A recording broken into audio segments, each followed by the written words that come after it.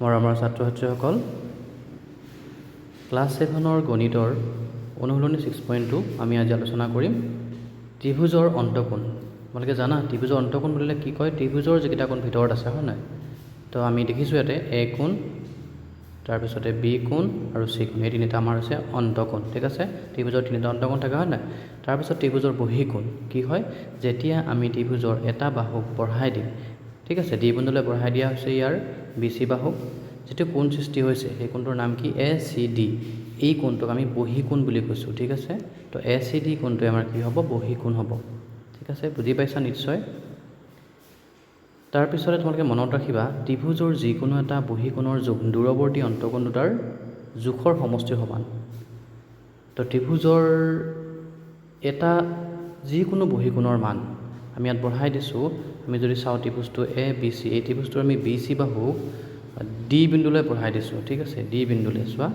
তো বঢ়াই দিওঁতে আমাৰ ইয়াতে যদি আমি চাওঁ, আমি কোণসমূহৰ আমি এটা নাম দিম। ঠিক আছে, তো আমি যদি এইটো বহিকোণ হয়, ঠিক আছে, এতিয়া আমি এ কোণক, এইটো বি কোণ, এইটো চি কোণ, ঠিক আছে। এতিয়া এ কোণৰ আমি নাম দিছোঁ 1 এংগল, তাৰপিছত দুই কোণ 2 নাম দিছোঁ, তো চিত আমি 3 দিছোঁ, আৰু এইটো বাহিৰৰ কোণটো বহিকোণ তাক 4 দিছোঁ। তো আমাৰ আছিলে যিকোনো এটা ত্ৰিভুজৰ যিকোনো এটা বাহু যেতিয়া আমি বঢ়াই দিম, সেইটো বহিকোণ সৃষ্টি হৈছিলে, হয় নাই? তো সেই বহিকোণটো আমি 4 ধৰিছিলোঁ ইয়াতে। সেই কোণটোৰ মান কি হ'ব? যে দূৰৱৰ্তী অন্তকোণ দুটাৰ সমষ্টিৰ সমান। দূৰৱৰ্তী অন্তকোণ কি কি আছে ইয়াতে? 1 আৰু 2, হয় নে নহয়? 1 আৰু 2 দূৰৱৰ্তী হয়, হয় নে নহয়? 3টো অকণ সন্নিহিত হয়, 4 লগত লাগি আছে, হয় নাই? গতিকে 1 + 2 হ'ব। এতিয়া আমাৰ যিটো ইয়াতে 4 এংগল, সেইটো হ'ল আমাৰ বহিকোণ। বহিকোণৰ মান কি? দূৰৱৰ্তী অন্তকোণ দুটাৰ সমষ্টিৰ সমান। মনত ৰাখিবা। তো কুৱেশ্যন নম্বৰ 1 কি সুধিছে আমাক? ত্ৰিভুজৰ অন্তৰ্ভাগত থকা কোণবোৰক কি বুলি কয়? অন্তকোণ বুলি কয়। অন্তৰ্ভাগত ভিতৰ ভাগত থকা কোণবিলাক অন্তকোণ বুলি কয়। তাৰপিছত সুধিছে ত্ৰিভুজৰ বহিভাগত থকা কোণবিলাক কি বুলি কয়? এতিয়া বহিভাগত মানে বাহিৰত, আমি পঢ়িছিলোঁ বহিকোণ বুলি কয়, হয় নে নহয়? ঠিক আছে, মনত ৰাখিবা, হ'ব। তাৰপিছত আমি কৰোঁ এতিয়া কুৱেশ্যন নম্বৰ 2। তলৰ চিত্ৰৰ পৰা x নিৰ্ণয় কৰিব দিছে। ঠিক আছে, ইয়াতে আমাৰ যিটো বহিকোণৰ সূত্ৰ আমি পাইছিলোঁ, সেইটো এতিয়া ইয়াতে আমি ব্যৱহাৰ কৰিব লাগিব। চ' এই ত্ৰিভুজটোত যদি আমি চাওঁ, যিডাল আমাৰ তলৰ বাহু ভূমি বাহুডাল তাত আমাৰ বঢ়াই দিছে, তেনেহ'লে সেই যিটো বহিকোণ xৰ মান ওলাব দিছে আমাৰ। ঠিক আছে, তো আমাৰ নিশ্চয় মনত আছে যে যেতিয়া আমি ত্ৰিভুজৰ এটা বাহু বঢ়াই দিম, তেতিয়া সেই বহিকোণটোৰ মান দূৰৱৰ্তী অন্তকোণ দুটাৰ সমষ্টিৰ সমান। তো ইয়াতে xৰ মান হ'বগৈ কিমান? 70 + 50। আমি প্লাছ কৰিব লাগিব, কাৰণ এই দুটাই আমাৰ বহিকোণটোৰ মানে দূৰৱৰ্তী অন্তকোণ হয়, হয় নে নহয়?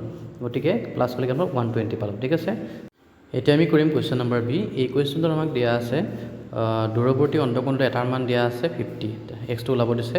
ইফালে আকৌ বহিকোণটোৰ মান দিয়া আছে ইয়াতে, হয় নে? ইয়াতে আমাৰ বহিকোণৰ মান দিয়া আছে, ইয়াত আমাক দূৰৱৰ্তী অন্তকোণ এটাৰ মান ওলাব দিছে। ঠিক আছে, আমাৰ নিশ্চয় মনত আছে যে দূৰৱৰ্তী অন্তকোণৰ সমষ্টিটোৱে কি হয়? কাৰ সমান? বহিকোণৰ সমষ্টিৰ সমান, হয় নে নহয়? গতিকে ইয়াত যিহেতু বহিকোণৰ মান 100 দিয়া আছে, গতিকে xৰ লগত 50 প্লাছ কৰিছোঁ, ইকুৱেল 100 পাইছোঁ। তাৰপৰা আমি xটো উলিয়াই দিম, 50টো ইফালে লৈ গ'লে কি হ'বগৈ? -50 হ'ব। গতিকে আমাৰ উত্তৰটো হ'বগৈ 50 ডিগ্ৰী। ঠিক আছে, তাৰপিছতে কৰোঁ কুৱেশ্যন নম্বৰ চি। ইয়াতো আমাৰ একেই হয়, ইয়াত এইটো এটা লৈ গ'লে এইটো আমাৰ সমকোণী ত্ৰিভুজে হয়। এতিয়া আমি যদি চাওঁ, ইয়াতে এডাল বাহু বঢ়াই দিছে, তো বহিকোণ পালোঁ 125 ডিগ্ৰী দিয়া আছে ইয়াতে। তো গতিকে আমাৰ দূৰৱৰ্তী অন্তকোণ কি কি আছে ইয়াতে? x আৰু 90, সেইটোত আমি প্লাছ কৰিছোঁ, 125 সমান হ'ব। তো এক্সটো আমি উলিয়াই দিছোঁ ইয়াতে, 125ৰ পৰা 90 বিয়োগ কৰিলে আমি কিমান পাম? 35 ডিগ্ৰী। ঠিক আছে, তাৰপিছতে কুৱেশ্যন নম্বৰ ডি একে হ'ব। ইয়াতে আমি যদি চাওঁ, দূৰৱৰ্তী অন্তকোণ দুটাৰ এটা মান দিয়া আছে, সেইটোকে আমাক ওলাব দিছে। গতিকে x + 30 ডিগ্ৰী ইকুৱেল 120। ঠিক আছে, তো ইয়াতে x ইকুৱেল কি হ'বগৈ? 120 ডিগ্ৰী - 30 ডিগ্ৰী। তো মাইনাছ কৰিলে আমি কিমান পাম? 90 ডিগ্ৰী পাম, হয় নে নহয়? ঠিক আছে, একে সূত্ৰ হয় এইবিলাক। তাৰপিছতে কুৱেশ্যন নম্বৰ 8 আমাৰ কি আছে? একে হয়, বহিকোণটোৰ মান দিয়াই আছে ইয়াতে, খালি দূৰৱৰ্তী অন্তকোণ এটাৰ মান ওলাব দিছে। তো আমি কি লিখিব লাগিব ইয়াতে? x প্লাছ আমাৰ কিমান হ'ব? 35 ডিগ্ৰী ইকুৱেল 75, হয়নে? x + 35 ডিগ্ৰী সমান 75 ডিগ্ৰী। তো এক্সটো উলিয়াই দিব লাগিব, 75 মাইনাছ কিমান হ'ব? 35 ডিগ্ৰী। তো বিয়োগ কৰিলে আমি কিমান পাম ইয়াতে? আমি পাম ইয়াতে 40 ডিগ্ৰী, হয়নে? তাৰপিছতে আমি ইয়াতে কৰোঁ কুৱেশ্যন নম্বৰ এফ। তো এফত কি আছে আমাৰ? ইয়াতেও আমাৰ বহিকোণটোৰ মান দিয়া আছে, গতিকে দূৰৱৰ্তী অন্তকোণ এটাৰ সমষ্টি সমান বহিকোণ লিখিব লাগিব, হয়নে? আমি কি লিখিব লাগিব? x + 70 ডিগ্ৰী, হয়নে? x + 70 degree equal 140 degree. তো আমি ইয়াৰ পৰা এক্সটো উলিয়াই দিছোঁ, কি হ'ব? x equal 140 minus 70। তো মাইনাছ কৰিলে আমি কিমান পামগৈ ইয়াতে? এক্সৰ মানটো কিমান হ'বগৈ? 70 হ'বগৈ, হয় নাই? ঠিক আছে, নিশ্চয় বুজি পাইছা। এতিয়া আমি কৰিম কুৱেশ্যন নম্বৰ 3। এটা ত্ৰিভুজৰ এটা বহিকোণৰ মান 70 ডিগ্ৰী আৰু ইয়াৰ দূৰৱৰ্তী অন্তকোণৰ এটাৰ মান কিমান দিছে 25, তেনেহ'লে আনটো উলিয়াব দিছে। চ' আমি লিখিছোঁ ইয়াতে যে দিয়া আছে বহিকোণৰ মান কিমান 70 ডিগ্ৰী, তাৰপিছতে দূৰৱৰ্তী অন্তকোণ দুটা আছিলে ন, তাৰ এটা কিমান দিছে 25, তেনেহ'লে আনটো আমাক উলিয়াব দিছে। তো আনটো আমি ধৰি ল'ম এতিয়া এক্স বুলি ধৰি ল'ম, ঠিক আছে। আনটো আমি কি ধৰি ল'ম, এক্স বুলি ধৰি ল'ম। আমি অলৰেডি জানো যে দূৰৱৰ্তী অন্তকোণৰ যিটো সমষ্টি কি হয় বহিকোণৰ মানৰ সমান, গতিকে ইয়াত দূৰৱৰ্তী অন্তকোণ কি আছিলে এক্স আৰু 25, গতিকে এক্স প্লাছ 25 ডিগ্ৰী ইকুৱেল কি হ'ব আমাৰ 70 ডিগ্ৰী। তো ইয়াৰ পৰা আমি এক্সটো উলিয়াই দিব লাগিব এতিয়া। X equal 70 degree minus 25 degree. So' minus কৰিলে কিমান হ'বগৈ আমাৰ 10 মাইনাছ 5 5 হ'ব, আপোনাৰ 4 হ'ব, বিয়োগ কৰিলে তো এনচাৰটো 45, ঠিক আছে। এতিয়া কৰিম আমি কুৱেশ্যন নম্বৰ 4। ত্ৰিভুজ এটাৰ বহিকোণৰ দূৰৱৰ্তী অন্তকোণটা ক্ৰমে 60 ডিগ্ৰী আৰু 80 ডিগ্ৰী, তেনেহ'লে বহিকোণটোৰ মান ওলাব দিছে। চ' দিয়া আছে ত্ৰিভুজ এটাৰ দূৰৱৰ্তী অন্তকোণ দুটা ক্ৰমে 60 ডিগ্ৰী আৰু 80 ডিগ্ৰী, লিখি ল'লোঁ আমি। তো বহিকোণটোৰ মান ওলাব দিছে আমাক এতিয়া। তো আমি জানো যে বহিকোণটোৰ মান সমান দূৰৱৰ্তী অন্তকোণ দুটাৰ সমষ্টিৰ সমান, গতিকে কি হ'ব বহিকোণ সমান 60 ডিগ্ৰী প্লাছ 80 ডিগ্ৰী, তাৰমানে 140 ডিগ্ৰী, ঠিক আছে। তাৰপিছত আহিলে কুৱেশ্যন নম্বৰ 5। এটা ত্ৰিভুজৰ এটা বহিকোণৰ মান দিছে কিমান 114 ডিগ্ৰী, তাৰ দূৰৱৰ্তী অন্তকোণৰ মান দিছে আমাৰ 25 ডিগ্ৰী, তেনেহ'লে আনটো উলিয়াব দিছে।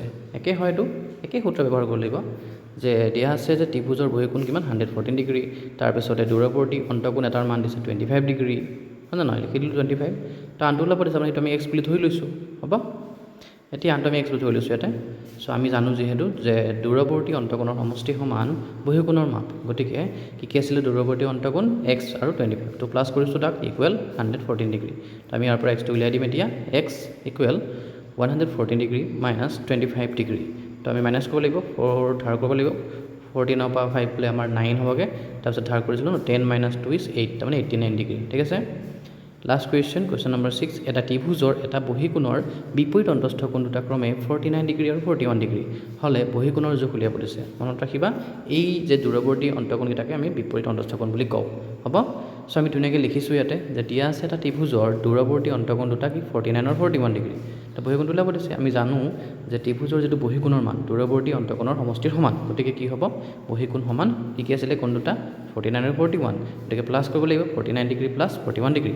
এতেকে যিটো নিৰ্ণয় বহিকোণৰ মান হ'ব কিমান হ'ব, কিন্তু প্লাছ কৰিলে আমাৰ এইটো 90 ডিগ্ৰী হ'ব,